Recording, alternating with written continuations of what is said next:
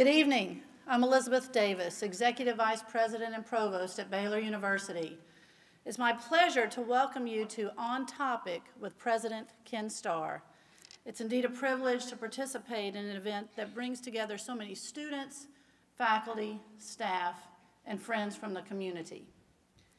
In our new strategic vision, Pro Futuris, we articulate a commitment to create educational opportunities that benefit our community. These on-topic conversations are one way we do that. Our desire is that the exchange between our president and world-renowned experts will stimulate dialogue on issues vital to us all. Tonight's on-topic conversation is especially important because it also serves as Baylor's Constitution Day event. Did you know today is Constitution Day? On September 17th, 1787, 225 years ago today, our founding fathers signed the most influential document in America's history, the United States Constitution. This document established the framework of our government and the rights and freedoms that American citizens enjoy today.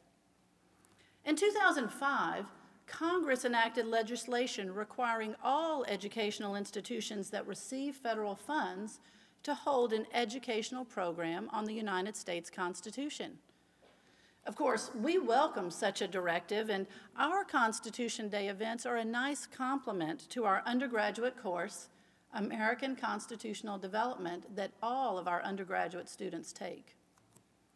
Joining Judge Starr on stage is Professor Akhil Amar. Professor Amar is Sterling Professor of Law and Political Science at Yale University, where he teaches constitutional law at both Yale College and Yale Law School. He received his BA summa cum laude in 1980 from Yale College and his JD in 1984 from Yale Law School, where he served as an editor of the Yale Law Journal. After law school, he clerked for now U.S. Supreme Court Justice Stephen Breyer, when Justice Breyer was a judge on the First Circuit Court of Appeals. After his clerkship, Professor Amar joined the Yale faculty in 1985, and in 2007 was elected a Fellow of the American Academy of Arts and Sciences. Professor Amar is a scholar of constitutional law, the Bill of Rights, and criminal procedure. Though he's one of the most famous and highly regarded professors at Yale Law School, he's a devoted teacher, and his undergraduate constitutional law course is one of the most popular classes at Yale College. In addition to teaching at Yale, he periodically serves as a visiting professor at Columbia, Harvard, and Pepperdine Law Schools. He's a prolific author and has written widely on constitutional issues for such publications as the New York Times, the Washington Post, the Los Angeles Times, the Wall Street Journal, and Time Magazine. His most recent book, America's Unwritten Constitution, The Precedents and Principles We Live By, came out just 6 days ago on 9/11. His many law review articles and books have been widely cited by scholars, judges, and lawmakers. The justices of the United States Supreme Court have invoked his work in more than 20 cases, and he has testified before Congress numerous times on a host of constitutional issues. When he's not writing books, teaching at Yale, or testifying before Congress, Professor Amar's fingerprints can be found on other projects, including the hit television series The West Wing, where he served as a consultant. Won't you please join me in offering a warm welcome to our esteemed guest, Professor Akhil Amar. And feel free to stand up and take a bow. Thank you, Dr. Davis, and thank each of you for being here, and happy Constitution Day. Happy Constitution Day. Thank you. And the people said. And many happy returns. As the provost mentioned, Akhil has recently authored this remarkable book that we'll be talking about this evening. And by the way, it is on sale. If you love your country. Do you love your country? Wait, I'm not. The answer is aye or yes. And And do you know someone who loves his or her country? Yes. All right. Then you owe it to that person, as well as yourself. Buy the book. It's a wonderful book. But I want to go back in time here in my own brief introduction and hold up, and I hope you can see it on the screen, but I'll read it.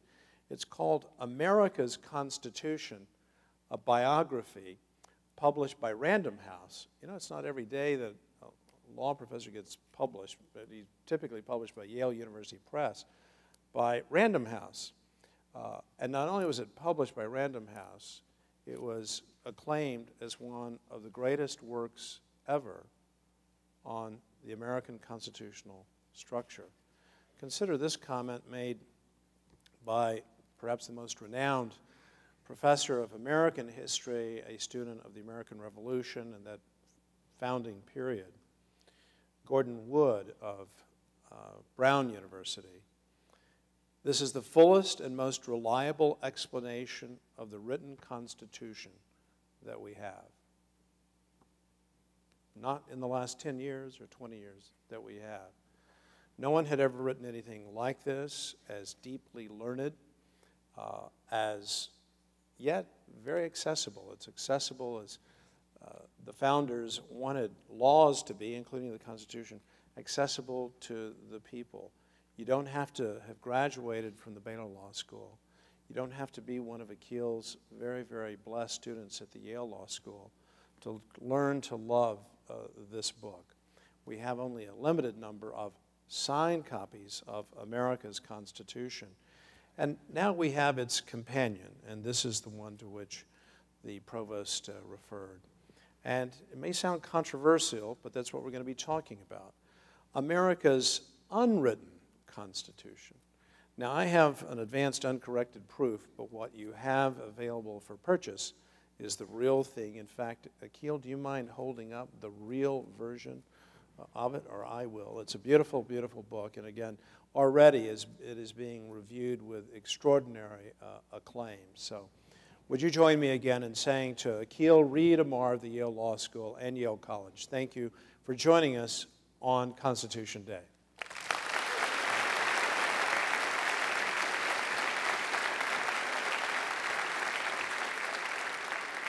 You know, today is Constitution Day, and as you know, the Constitution was framed by the 55 delegates meeting in secret in Philadelphia. And today, Akhil published an op-ed piece in, appropriately enough, the Philadelphia Inquirer on one dimension of America's Constitution. Yesterday, he was published in the Los Angeles Times. We're very thankful for his reflections there. This week he will be not cited, but one of his pieces will appear in Newsweek/Daily Beast. He will be on PBS on Saturday and Sunday. I could go on, you get the idea. But Akhil is very jealous because my op-ed piece was published in the Waco Tribune-Herald today. Eat your heart out, Professor Amar. Akhil, you have written about the written Constitution, and now you've written about the unwritten Constitution. How can we have two constitutions, one in writing and one unwritten? So it's such an honor to be with you all, to be back with my dear friend Ken Starr, my former co-teacher. This is the 225th anniversary of the Constitution, and that's one of the reasons I wanted to be with you on this day. But it's also the second anniversary of President Starr's installation as president here at Baylor, and that was the other reason I wanted to be here today.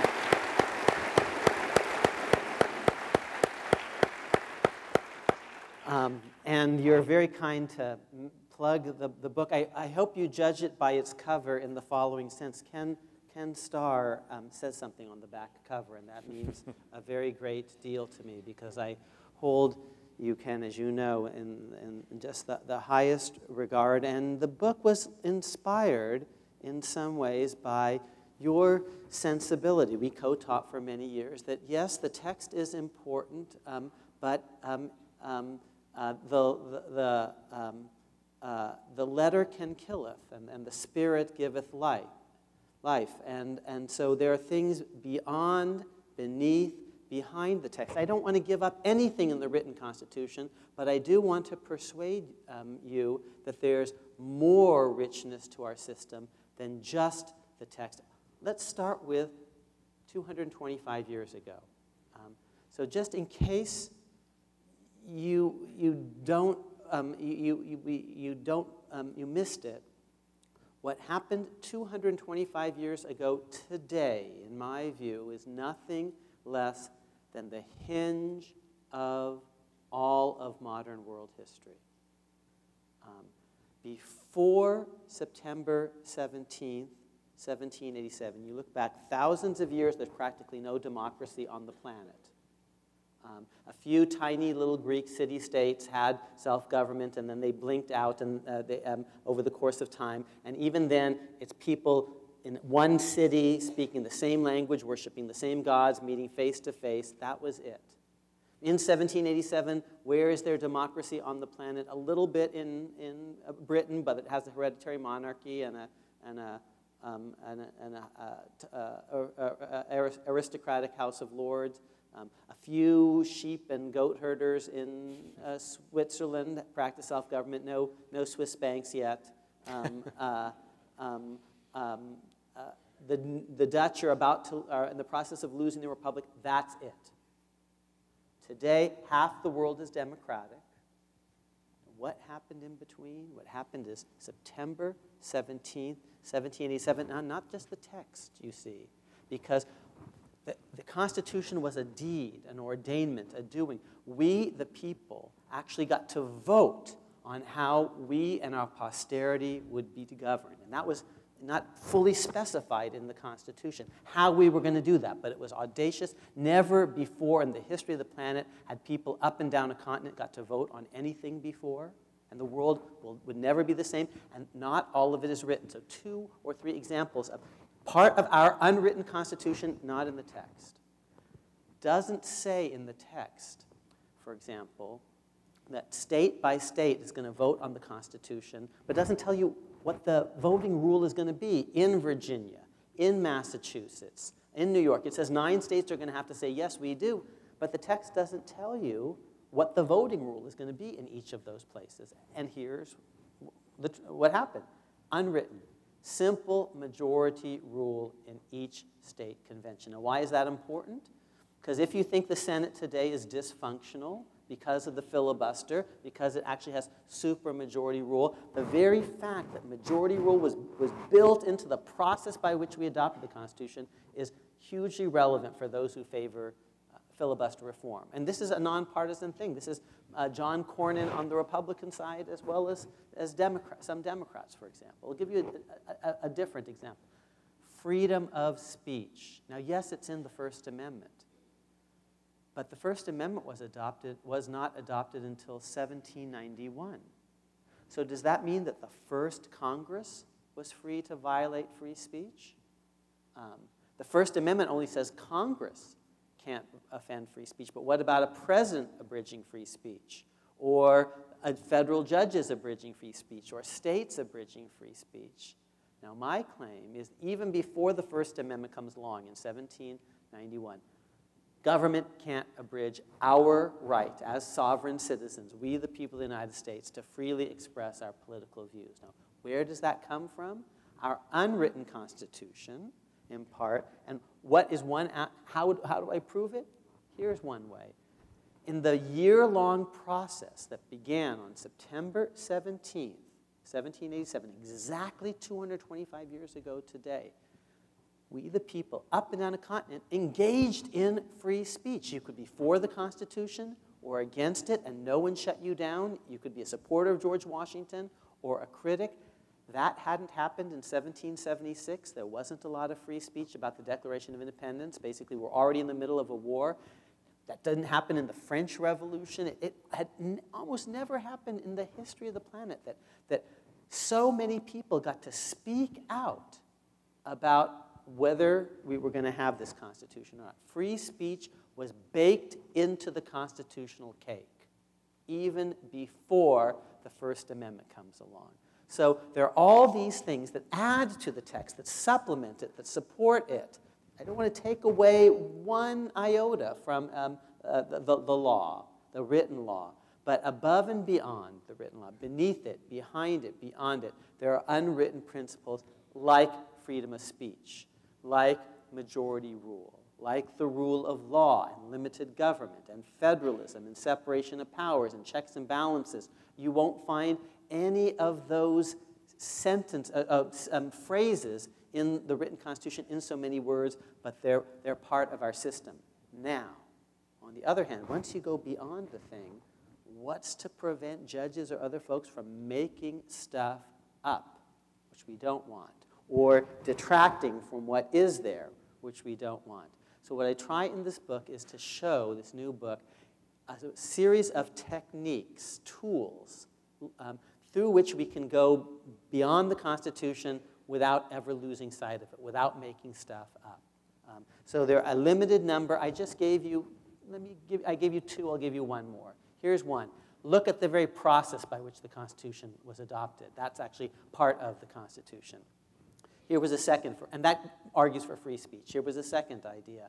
You can't have we the people being sovereign, being self-governing, if ordinary citizens can be shut down in core political discourse by our servants, the people who actually work for us, government officials. The incumbents should not be able to prevent ordinary citizens from speaking out amongst themselves.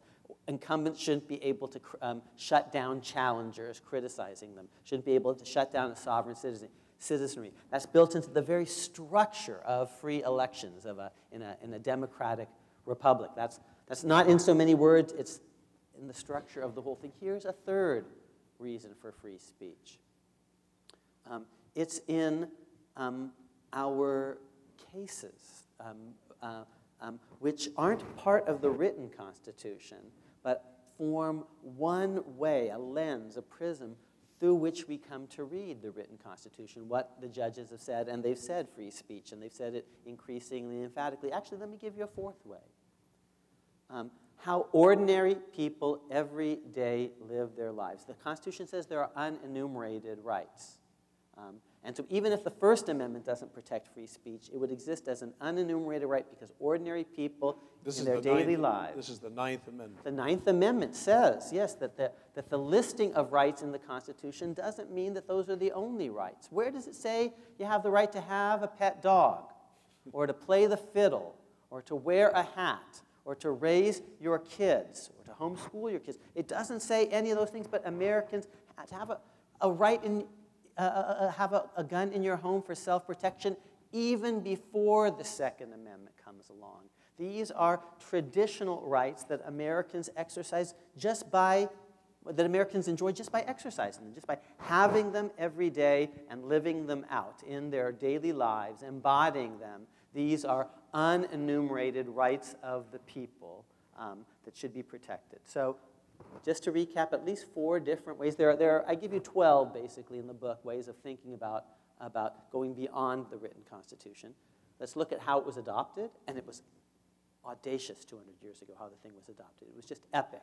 Changed the world. The world that you live in changed dramatically because we, the people, 225 years ago today, this national conversation began about whether we would adopt it. So how the thing was adopted, how ordinary people live their lives every day, the judicial case law interpreting the document. It's not strictly speaking part of this short little text that we call the Constitution. I was reaching in the wrong pocket here.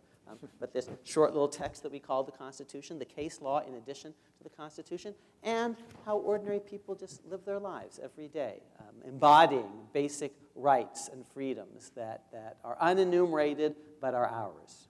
Akhil, in the book you talk about certain iconic documents that are written, but they're outside the written Constitution. Yes. Share with us, for non-lawyers, non-judges, what are some of those examples of the unwritten Constitution? So let's play a game together. I gave you 4, and Ken nicely says, Akhil, there's another chapter where you give yet another technique.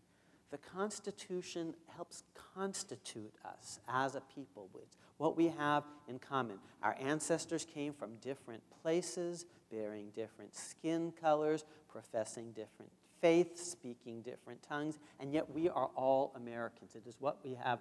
There are certain things that we have in common, and the constitutional text is one of those things that binds us together, that constitutes us as Americans. It is our Queen Elizabeth, our Taj Mahal, but it's not the only thing. So let's play a little game. What other basic texts beyond the written Constitution would you all offer up as statements, kind of canonical statements of what it means to be an American? Sort of the basic American creed is set forth not just in the Constitution, but in what other iconic documents that just come to come to mind? Speak up. Any ideas? Declaration of Independence, the Federalist Papers, the Gettysburg Address, I heard. Emancipation Proclamation, the Monroe Doctrine, Common Sense, Tom Paine. So I give 6 examples. You gave 5 or 6. Mine are not the only ones. All of the ones that you mentioned made my final list. 3 of them made my top list of 6. I love Lincoln so much, I couldn't pick everything from Lincoln, so I had to pick one. So I picked the Gettysburg Address. And by the way, my friends, we this week mark not just the 225th anniversary of the Constitution, but this week we mark the 150th anniversary, the sesquicentennial of the Emancipation Proclamation. The Battle of Antietam is fought 150 years ago this day, September 17th, and shortly thereafter, Lincoln issues his Emancipation Proclamation. So I could have just done all Lincoln all the time, but I picked one, and I picked the Gettysburg Address. I could have picked other presidential statements, Washington's Farewell Address, but I had Lincoln, okay? And the Declaration of Independence, of course. And the Federalist Papers, of course. Now, I want to pick something a little bit more modern. I picked 2 things sort of from the 20th century. I picked one iconic case, and I picked another sort of iconic 20th century statement. What would you nominate for those? Brown versus Board of Education was my case. That's a little more controversial, so I didn't quite. But I heard someone else say, Martin, the I Have a Dream speech. Those are 5 of my. Now, what have we just proved here? That we're all Americans. Liberal and conservative, red and blue, Democrat and Republican, North and South. That we all come up with the same list. Now, if so, that means I'm not making it up. Because in the book, I'm worried. You see, this was the test. It could have been, hugely embarrassing. Hundreds of people here, but I've done this in lecture halls across the country, and everywhere I go, people give the same nominations because we really are all Americans. So one chapter is called Our Symbolic Constitution, these other symbols. And one chapter is called Our Lived Constitution, just how we ordinarily every day live our lives and embody certain rights. And one chapter is about reading between the lines, sort of our holistic Constitution, sort of things that are implicit in the document as a whole. And one chapter is about how we actually adopted and enacted the Constitution, how we did it. And another chapter, a pair of chapters really, are about what judges have had to say about the thing. So what I'm trying to do is go beneath, beyond, and behind the written Constitution without making stuff up. And Roe versus Wade is controversial in a way that the Declaration of Independence and the Gettysburg Address and the Federalist Papers aren't. So I tried actually not to have this be a partisan book, and there's so many reasons I'm so proud that Ken Starr's name is on the back of this book, but that's one of them. I happen to be a registered Democrat. I don't know whether Ken is. I think probably not. That's okay. It's, the Constitution is what we have in common as Americans, and we risk losing. There actually is a chapter on Americans' partisan system today, the two parties. That's actually part of our system, and we need to understand how that works. But at the basic level, at the most basic level, America's Constitution has to be above and beyond party. Let me ask a question. Can you see why he is viewed as one of the greatest teachers at Yale College and the Yale Law School? And that he is. By the way, Akhil has long held a chair at Yale, but he now holds a chair that is the chair of chairs. At Baylor, we honor teaching, and we so honor all of our great professors, and they are wonderful professors. But the kind of ultimate laurel wreath is to be a master teacher. At Yale, that's to be a sterling professor. And Akhil is one of the handful of sterling professors, and he's also about the youngest sterling professor at Yale. Let me ask you about what has become uncontroversial, but yet is quite astonishing in a written constitution. It's not stated in Article 3. We call it the power of judicial review. Yes. And recently, the nation engaged first in a very long conversation about health care. Congress then worked its will in passing the Affordable Care Act. The matter went to litigation. A number of states objected on various grounds. There was objection to the so-called individual mandate. And at the end of the day, the decision was vested in a handful of unelected justices on the Supreme Court. Is this what America's original Constitution contemplated, or is this part of our unwritten Constitution? I think the answer is a little bit of both, and that's why we need to understand both. The words judicial review don't appear in the original Constitution, but I think there was an understanding that the Constitution was higher law, that it trumps a statute that, to the contrary, and the judges are going to enforce law, and the Constitution is the kind of law that judges can enforce. And so if a statute's inconsistent with the Constitution, the judges are supposed to enforce the Constitution and not the statute. I think that was understood.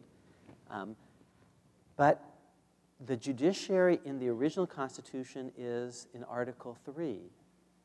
It's that out of 3, really. The first is Article 1, the legislature. Second is Article 2, the executive. So the judiciary is really third out of 3. There's not a robust experience of judges striking down lots of acts of Congress. In the entire period before 1850, there's one case that strikes down an act of Congress in relevant part. What's the case?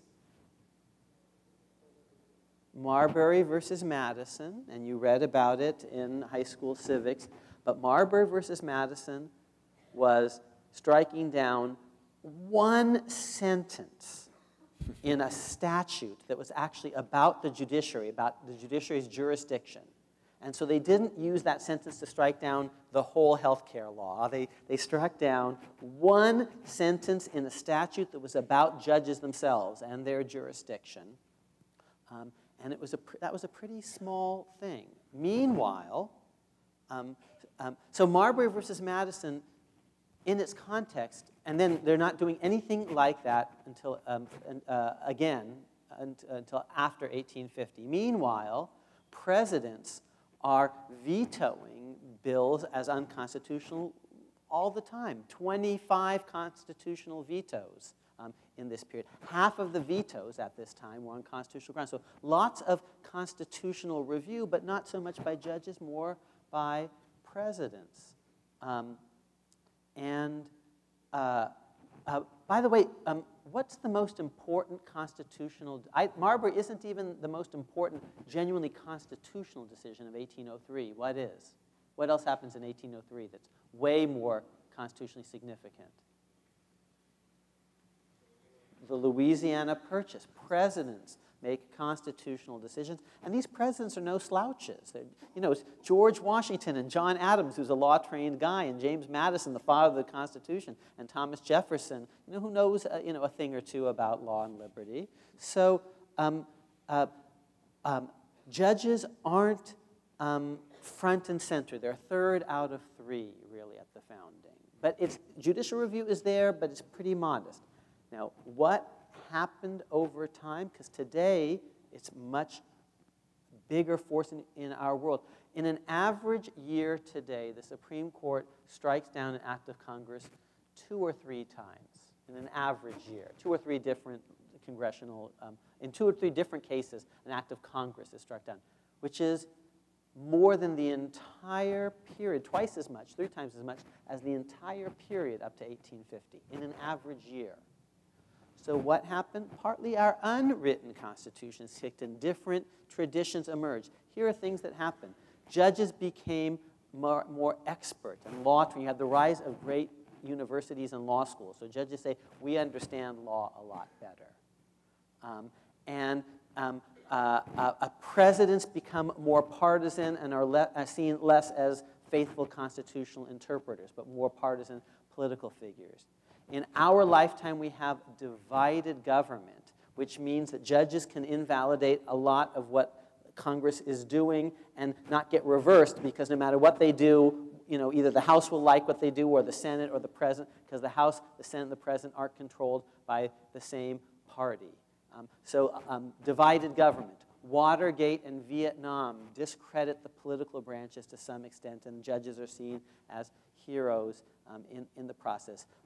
Judges today, there are a lot more judges than there ever used to be, and so the Supreme Court has a lot more faithful lieutenants to sort of carry out their vision, a lot more lower court judges and law clerks. There used to be 7 members of the House of Representatives for every lower federal court judge.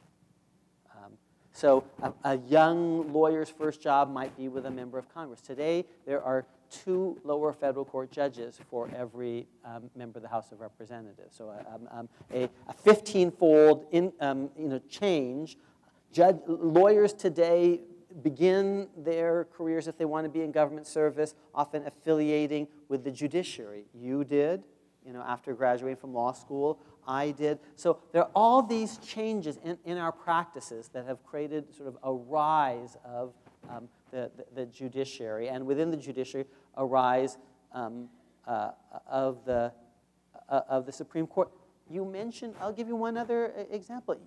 In the old days, when judges were very aggressive, presidents threatened to change the size of the court, to pack the court. That happened a lot. Today, not so much. Today, 9 justices is arguably, as a practical matter, kind of fixed in our system. It's become part of our unwritten system. So the political branches have lost some of the controls that they used to have over the judges. The political branches have given more power to the judges. The ordinary citizens trust judges more than they did at the founding. Here's one reason why at the founding judges weren't trusted so much. Because the judges, at the time of the American Revolution, had tended to side with George III. Judges were not leaders of the American Revolution. In 10 of the 13 colonies, in 1776, the chief judge of the colony sided with George III against George Washington.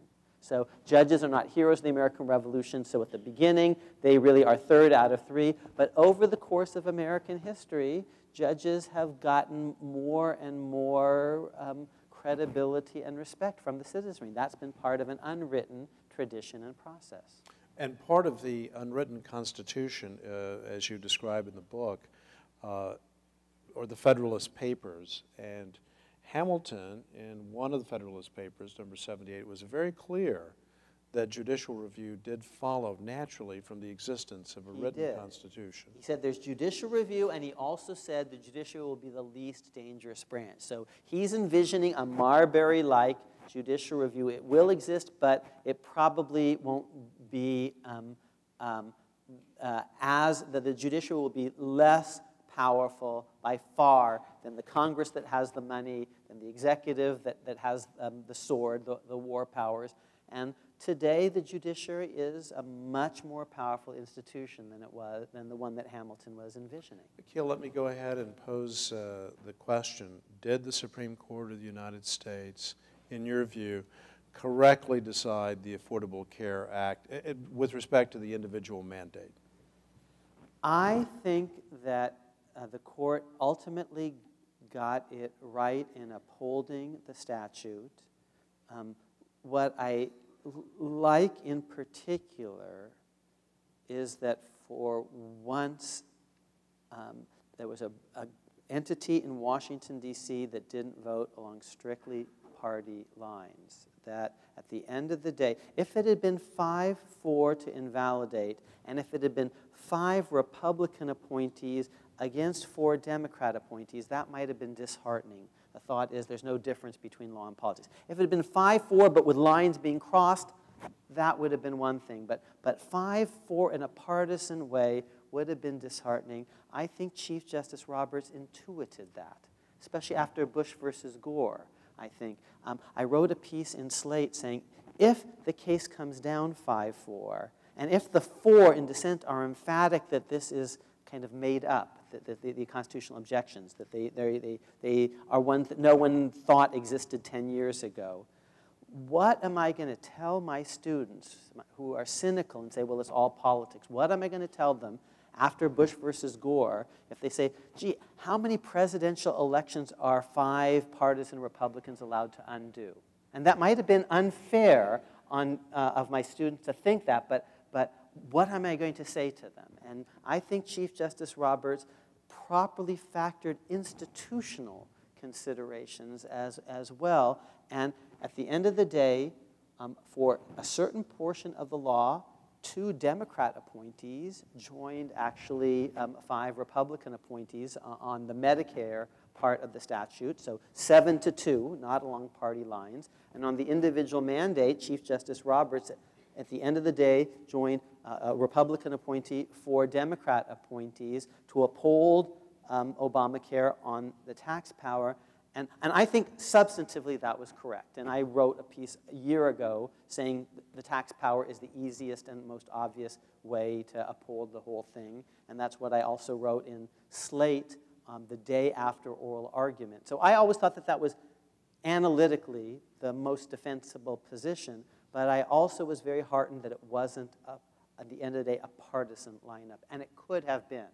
And after Bush versus Gore, I think that would be disheartening. I think there is a role for political parties in our system, but not so much in the judiciary. Yes, in the House. Yes, in the Senate.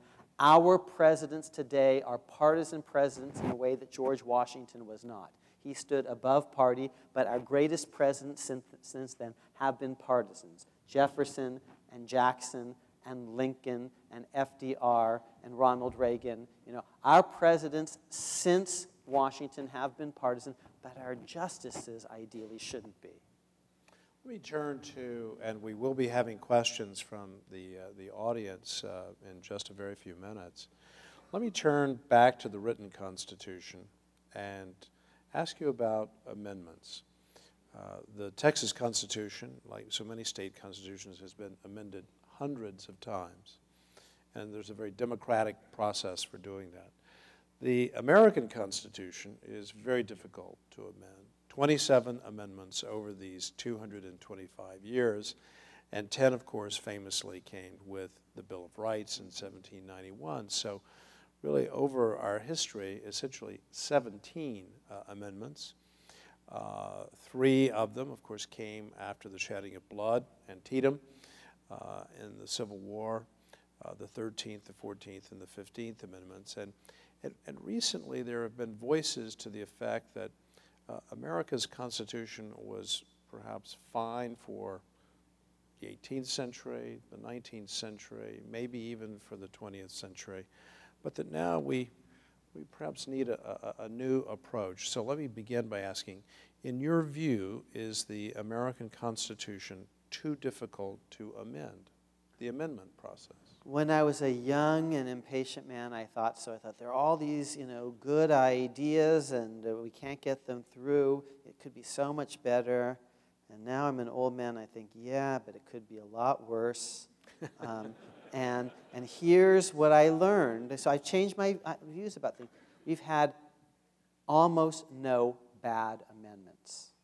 Every amendment has genuinely made amends, with, I think, exception perhaps of prohibition. Every amendment really has expanded liberty and equality, and that's because the bar is set pretty high. Not so high that we haven't had these good amendments, but it's pretty stunning. The older Amar reflects on how every amendment has made the system better. Wow, that's pretty extraordinary. And that gives us some guidance about maybe what future amendments might look like. The piece that I have today in slate.com says, so I began by saying, think about how amazing it was 225 years ago. It's the day that changed everything in world history. No democracy really in the world for previous millennia. Today, democracy over half the planet, and if I had to pick a single day that changed everything, it's September 17th, 1787. So that's pretty epic, looking backward 225 years. And then 150 years, the Emancipation Proclamation. I said, serious constitutionalists, if we're going to look backward 225 years or 150 years to Mr. Lincoln, we have to look forward 225 years to try to think about what the world should be like, what our Constitution should be like for our unborn great-great-great-grandchildren. So that's the piece that I have in Slate today. There are lots of things that are wrong about the world today that we might not be able to change immediately, but we could change in time. We could try to think about what would fair rules be for 2121, for 2222. We could be framers for the future and study. So for example, slavery was almost the death of us, and that's because the framers didn't use a device enough. Here's what they did say. We can't get rid of slavery immediately because we're addicted to it.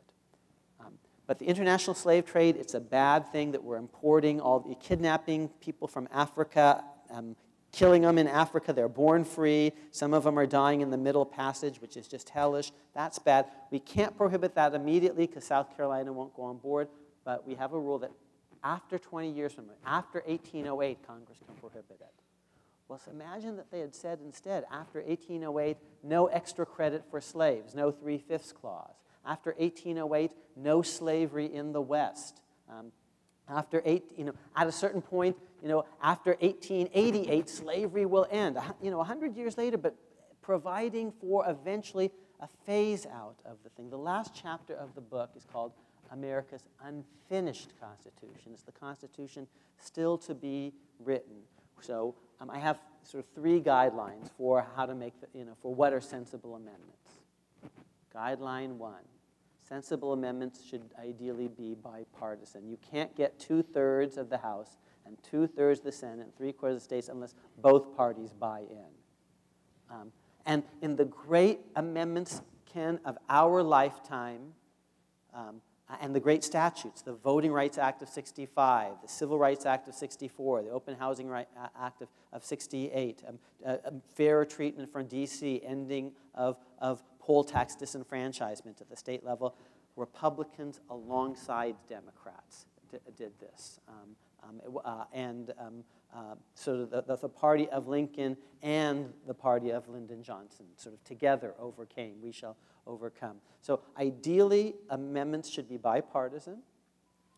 The state constitutional experience can basically give us good experiments. They're the laboratories. Almost everything that's good about the federal Constitution and its amendments was road tested first by the states. States had written constitutions before the U.S. Constitution, 3 branches of government, bicameral legislatures, judicial review, juries, Bill of Rights, and so on. States got rid of slavery before many of them before the federal government. States let women vote, some of them before the federal government. So good ideas can be road tested by states, the laboratories of democracy. So both parties, states as laboratories of democracy, and ideally, I think that amendments should fit the flow, the trajectory of the story thus far, which is amendments that expand liberty and equality, not contract it. So I personally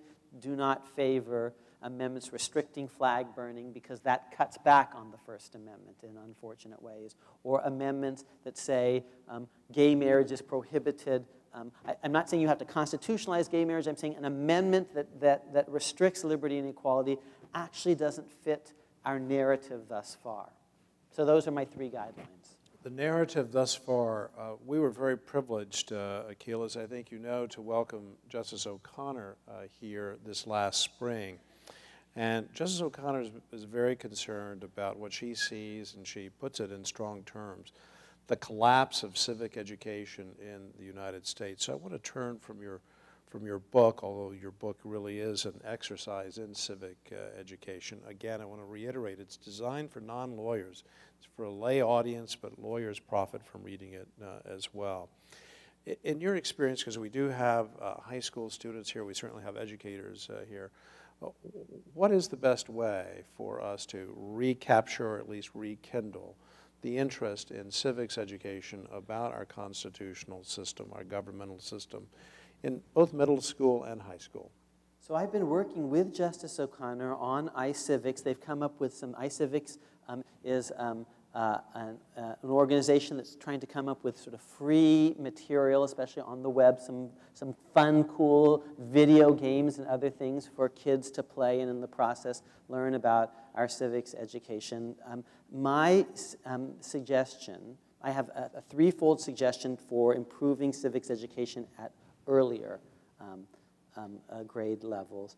Part of the problem, frankly, has been that national textbooks can't have certain things in them because national textbooks have to be sold in Texas. It's a very big market, and Texas maybe thinks certain things are controversial, and so they're not in these textbooks. And so I'm imagining a work around that.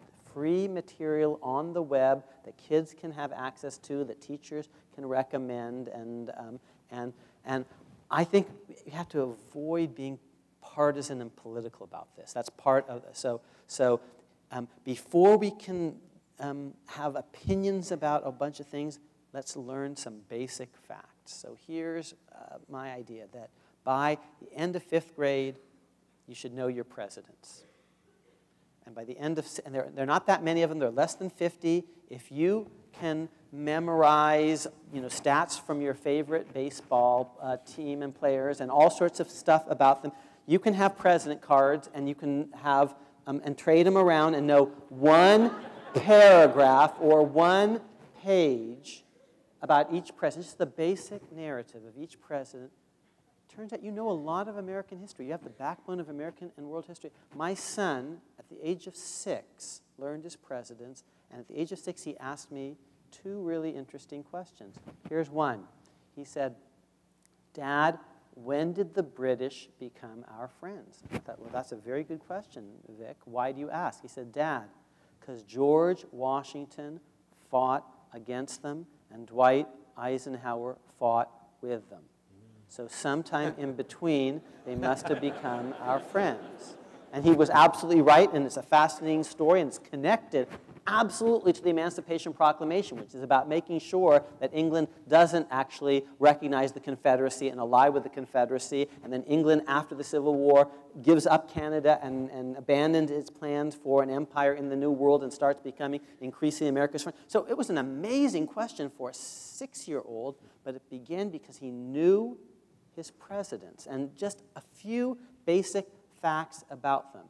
And once you know your presidents and some basic facts about them, you can, and they're great liberal presidents and great conservative presidents, Republican and Democrat, in all parts of the country. You can go visit presidential houses and presidential libraries on field trips with your folks, with your teachers or your folks. It can actually build out in great ways. And you're talking about actual people, so they're more interesting than just memorizing dry facts and figures. So know your presidents, that's 5th grade.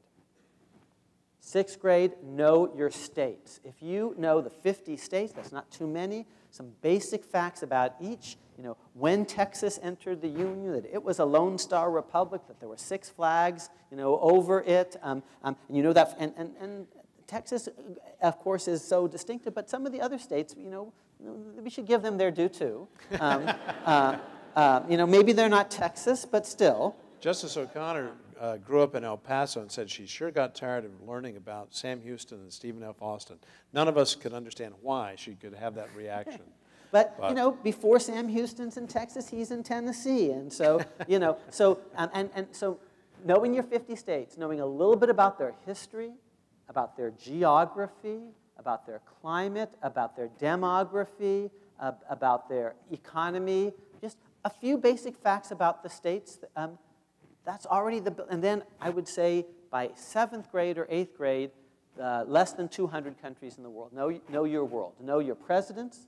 Know your states. And this is great. You can go on again, road trips with your folks, seeing America. We drove actually across the country with the kids this summer, and we stopped off at Springfield, Illinois, and saw Lincoln's tomb, and we went to Falling Water. I mean, so there are lots of ways you can sort of enrich this, but know your presidents, know your states, and then eventually know the countries of the world.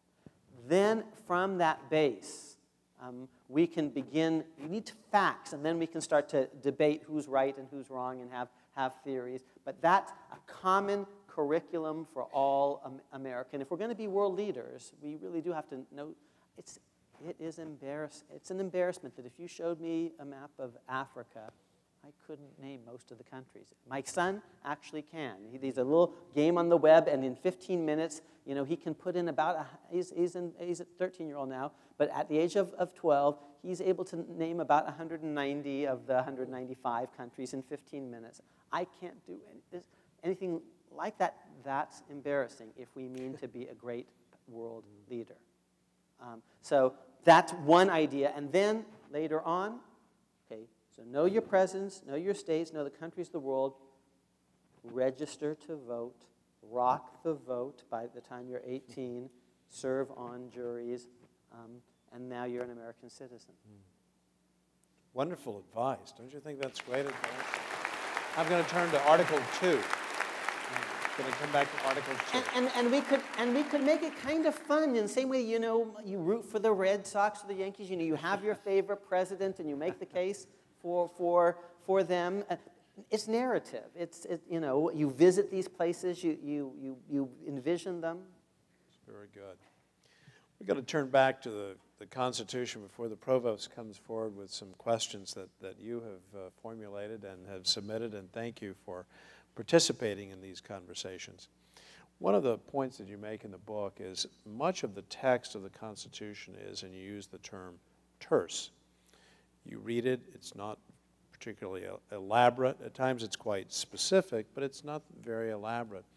And one of the examples that you use of the lack of elaboration, the lack of specific detail, is Article 2, the creation of the presidency and the vesting of the executive power in the president.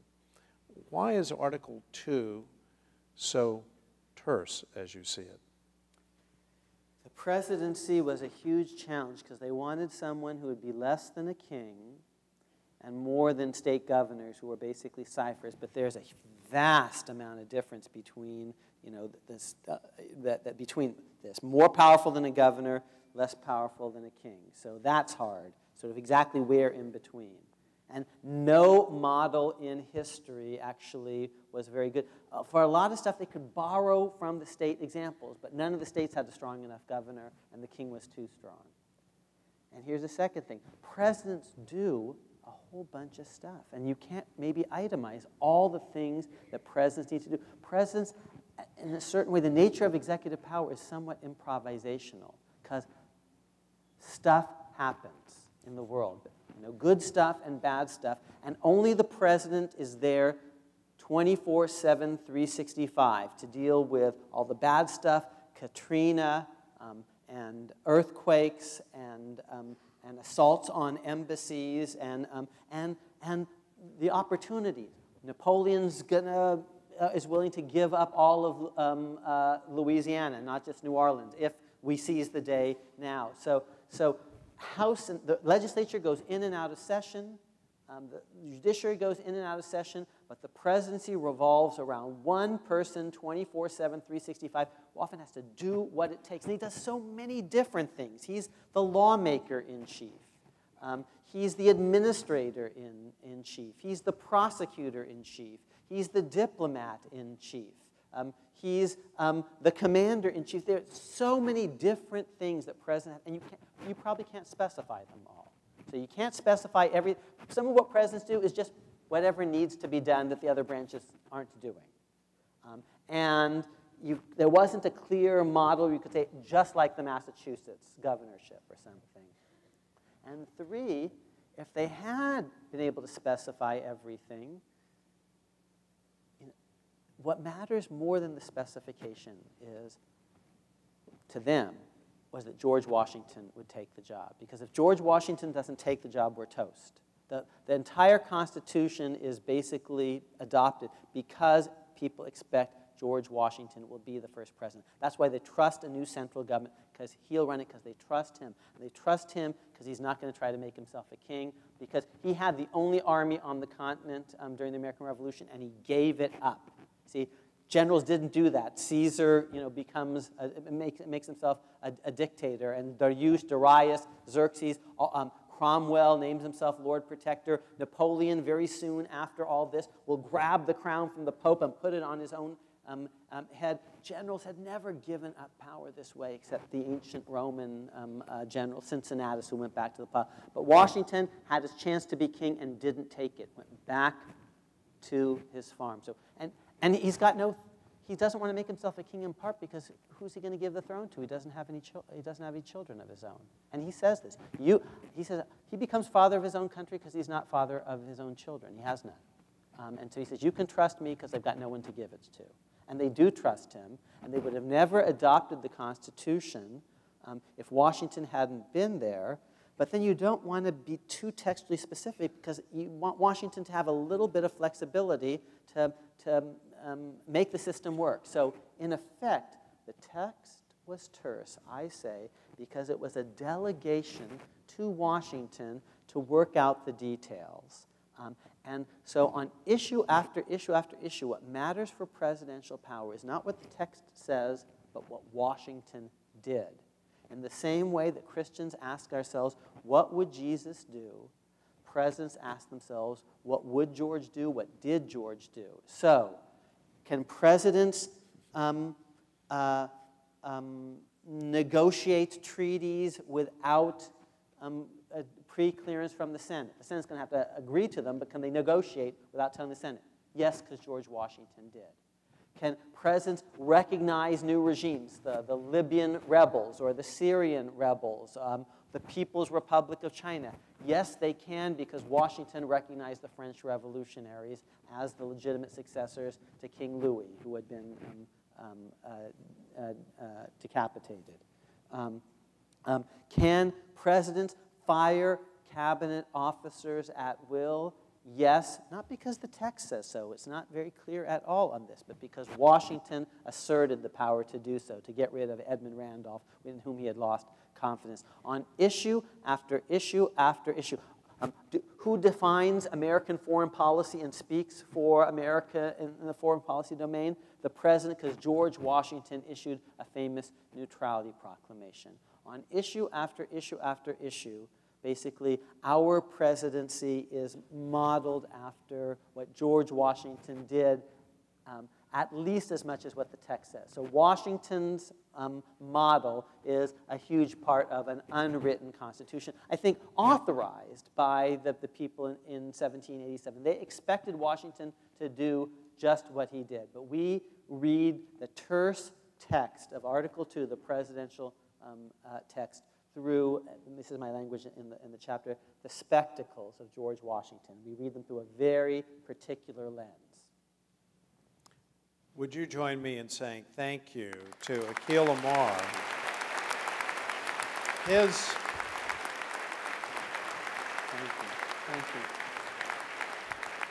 Thank you. His writing is such that this weekend I actually read some of it aloud. I want to give you, as the provost is coming forward, to give you a sense of his writing. Here is the beginning to America's Constitution. So this is the earlier book. It started with a bang. Does that sound like law? Ordinary citizens would govern themselves across a continent and over the centuries under rules that the populace would ratify and could revise by uniting previously independent states into a vast and indivisible nation.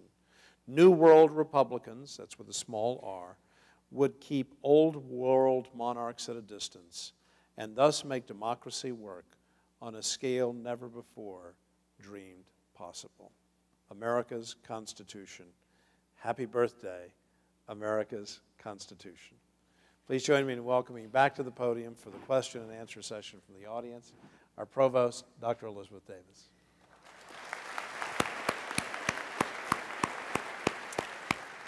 Okay, I have a few questions for you, Professor Amar, that hopefully get to different issues than were raised by Judge Starr.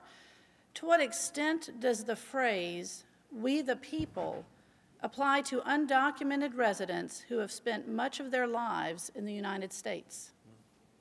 The phrase, "we the people," has grown over time. At the founding, it was largely, as a practical matter, "we the men." And today, women may very well decide the course of the presidential election. More women will vote than men. If women voted as a bloc in America, they'd dictate the outcome of every single election, local, state, and federal in America. Which is, and if men divide pretty closely, what women decisively favor will prevail. You mentioned the Obamacare case. It was the men divided 4-2. We talked about the partisan lineup. The men divided 4-2. It was the three women who were the decisive margin upholding Obamacare. You could call it Pelosi care if you like, speaking of women. And women's suffrage in the 20th century gave us Franklin and Eleanor, and Bill and Hillary, and Barack and Michelle. It is imaginable today that President Obama has two running mates. He's got Joe Biden and Michelle Obama. Either one could succeed him, as could Hillary Clinton, for that matter. That wasn't imaginable in the founders' world. It wasn't going to be Martha Washington succeeding George Washington or Dolly Madison. So we the people has changed when it comes to women. It's broader. We the people originally did not mean slaves. They were kind of aliens among us. Free blacks, yes. Free blacks voted, and some of them were at Bunker's Hill, and they were part of the we do process, that we the people do ordain and establish the Constitution. They voted in many states, but slaves, no. And after Emancipation Proclamation, the people came to include former slaves. So I began by saying that what happened 225 years ago today changed the world. The world today, just so we're clear, has become far more American than ever before. When the Constitution is adopted, there's despotism pretty much everywhere. In the Russias, in China, in India, in Africa, on the continent of Europe, and today it prevails over half the planet in the American model. India, 1 billion people, and they've got a multi-religious, multicultural, pluralist democracy in the image of America. Gandhi studying Thoreau and Jefferson, Mandela, influenced by Martin Luther King. So the world is becoming more American. This is what winning looks like. Okay, the reason actually we're in some difficulty economically, we're competing against ourselves.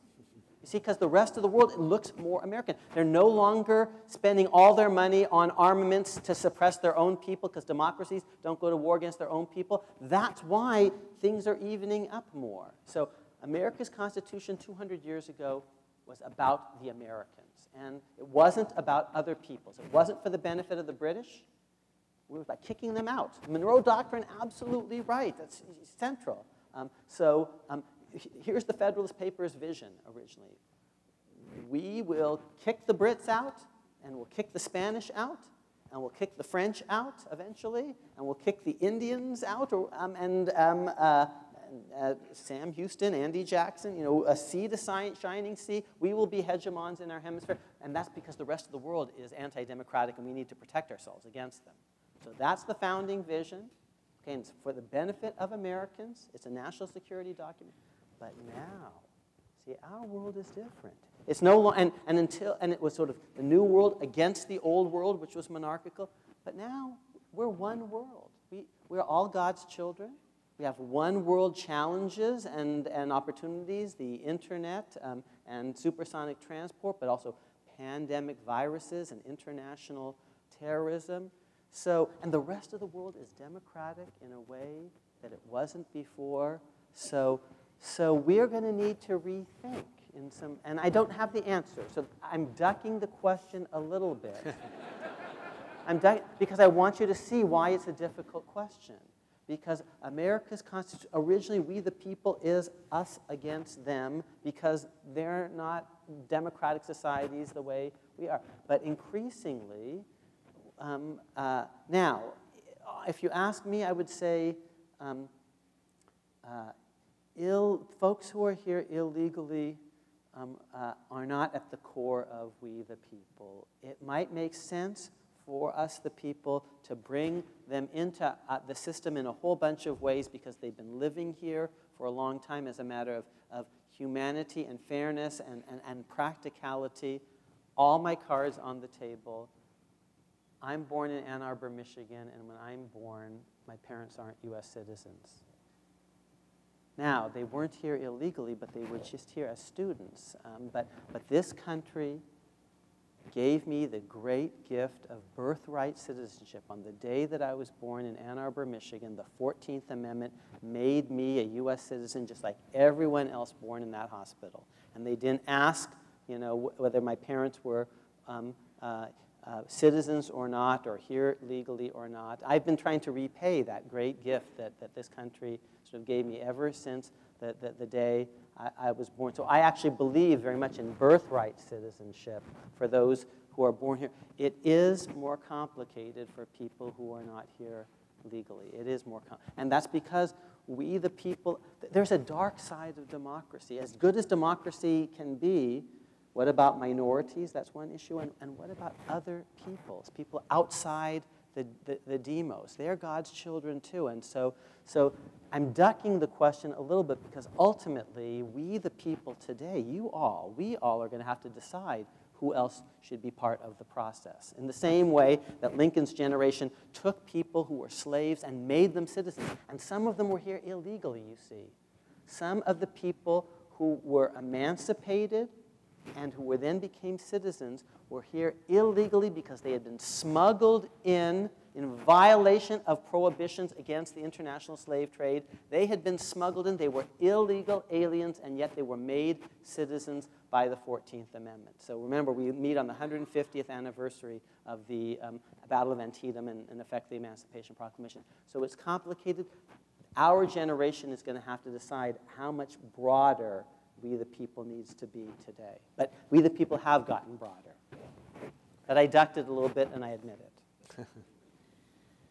Many of us are interested in the intersection of technology and privacy. For example, monitoring purchasing habits for marketing purposes. Could you speak about your views on how the Constitution protects our privacy? Privacy is one of those great unenumerated rights in the Constitution. You won't find the word in the Constitution, but you will find it in cases like Griswold versus Connecticut, about the right of married couples to engage in, to use contraception.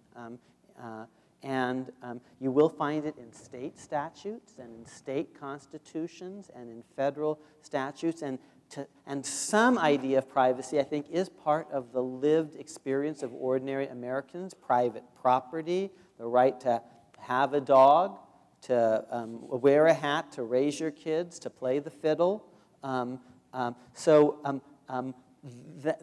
Those things are basic American rights.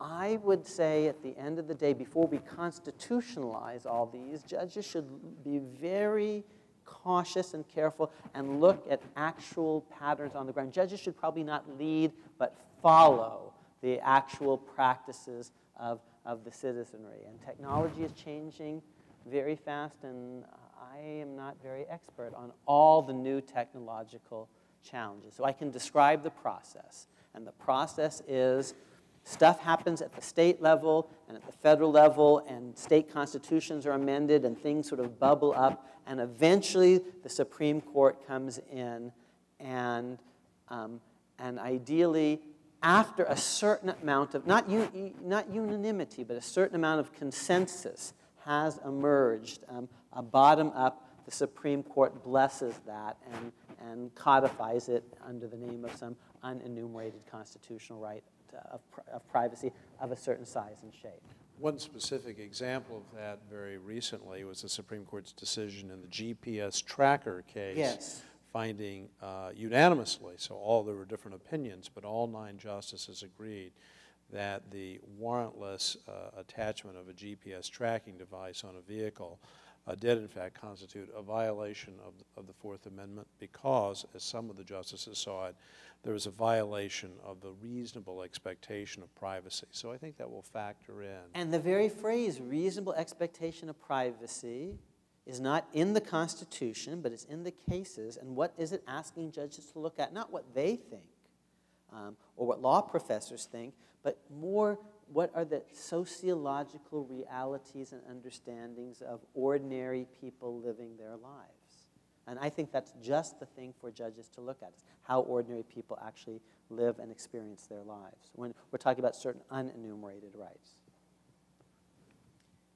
Professor Amar, I believe this is from one of our students. We have a lot of students in the audience.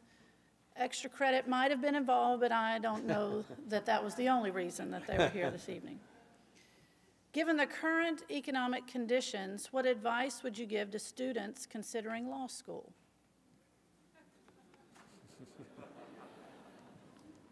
To be very educated consumers, to not actually trust all the things that even great universities and great law schools, all the numbers that they are releasing, because sometimes these actually have been self-serving. It shames me to admit this, but this is actually true, I think. To read even they're called the scam blogs, but critics saying that the law schools have been puffing their numbers. I think there's a very interesting book by Brian Tamanahal called Failing Law Schools as a matter of consumer protection I'd want you to read. So I want you to go in with your eyes open. I want you, especially if you're going into deep debt, to treat this very seriously as a major investment, and that requires a lot of due diligence on your part. To not do it just because, like, what the heck, what else am I going to do with a liberal arts degree or something, but to be a little bit more diligent than that.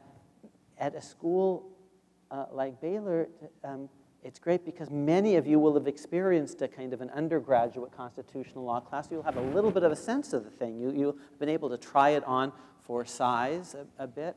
To go to law school and actually promise yourself that after the first year, you'll reevaluate. Because that's when that's the time to get out if you're not sure you want to do the thing. And after a full year of law school and an apprenticeship that summer, you won't be deeply in a financial hole, and you'll have seen what law school really is all about, and you'll have some sense of how well you're doing, and you'll have a much better sense of your realistic job prospects because you'll be able to talk to second and third year students at your school who have very similar credentials to your own. And promise yourself that just after that year, you'll think about it, and you might be willing to walk away and not consider yourself a chump. That will be 1 year well spent, having learned a bunch of stuff and then made a good decision. So actually, I don't think that law school is for everyone.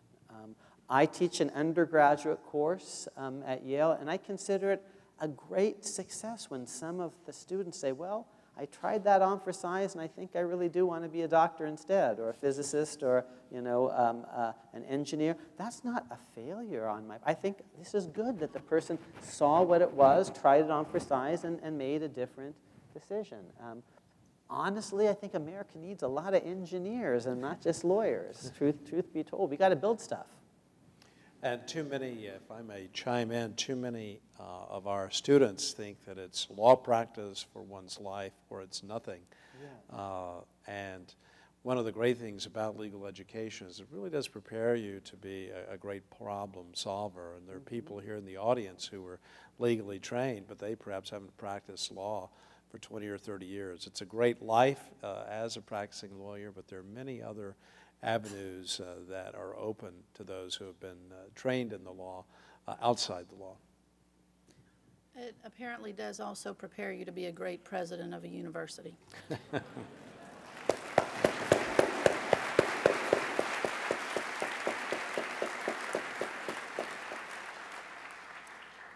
What is the most important Supreme Court case on the docket in the upcoming term? I might defer to Ken, who is really, I think, the preeminent student of the modern Supreme Court as a scholar and a practitioner. I have, a couple of ideas myself, but what do you think? Well, it's very early. All we will have is the result of the summer list, and that means that about 1,000 cases will be looked at, and perhaps 20 will be drawn from the summer list. But those that are being carried over include the very important affirmative action case from the University of Texas. I would list that as a very high one, and then one that will probably be on the summer list has to do with same-sex marriage, both the Defense of Marriage Act, which was declared unconstitutional by the United States Court of Appeals for the First Circuit, and then the future of Proposition 8 in California, which is the substantive California definition of marriage, which likewise will probably be decided on the summer list. Those will be my two top candidates in terms of interest on the part of the American people and the controversial nature of the cases. I think I would have picked maybe the same two. I mean, I might have said there could be a voting right, some important voting rights cases also before the court.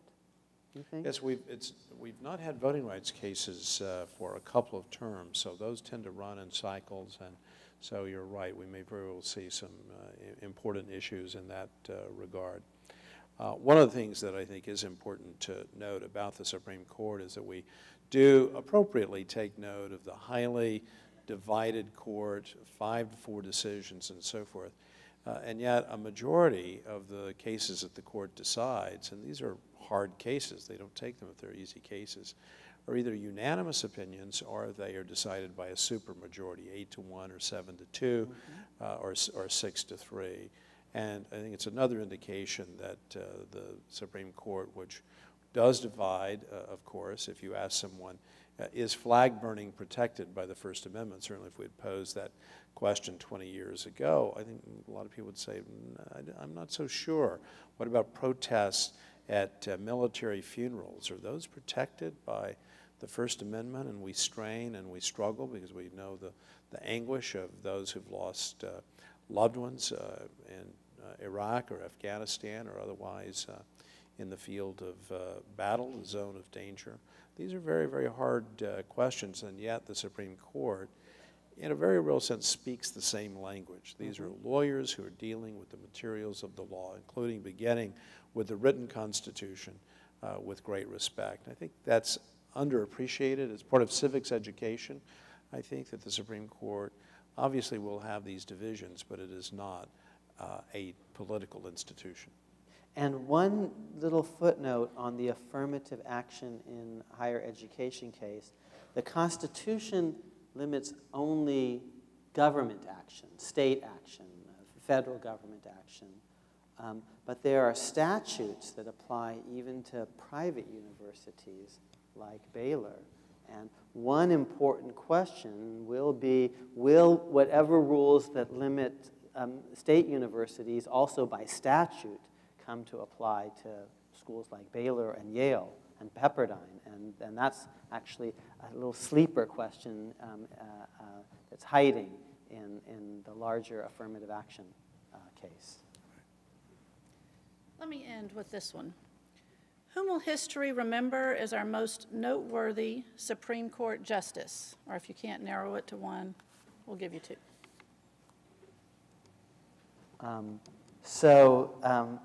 That was a nice setup because I really do love Ken's book about the Supreme Court, First among equals. That book is organized around the Warren and post-Warren courts, and I had a chapter that really took its inspiration from Ken's book, and I was trying to figure out a way of talking about all of Supreme Court case law, which is so, how do you get your hands around that? So I used the Warren Court as my kind of organizing device, and I have a chapter, and I have a little picture of Earl Warren, and what the caption of this chapter says, so here's Earl Warren smiling at us here. By acclamation, Earl Warren ranks as one of America's 2 greatest Chief Justices, alongside John Marshall in the American Pantheon. So for Chief Justices, I think it would be Earl Warren and John Marshall. If you asked Associate Justices, my heroes include the great Hugo Black, a textualist from the South, Joseph Story in the 19th century, John Marshall Harlan I, the great dissenter in Plessy versus Ferguson, his grandson, a very careful judge, often a dissenter in the Warren Court, Brandeis, so many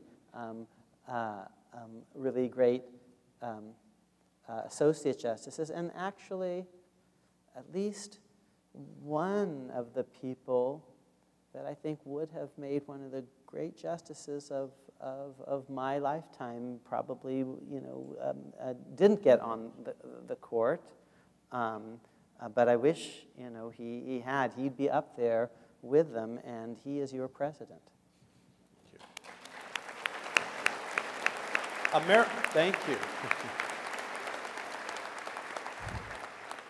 America's Unwritten Constitution. It is available in the foyer. Do your Christmas shopping early, or Thanksgiving, or Halloween. Well, that does bring our program to a close, and again, it was a wonderful conversation. The broadcast of tonight's On Topic will be available tomorrow on the President's website.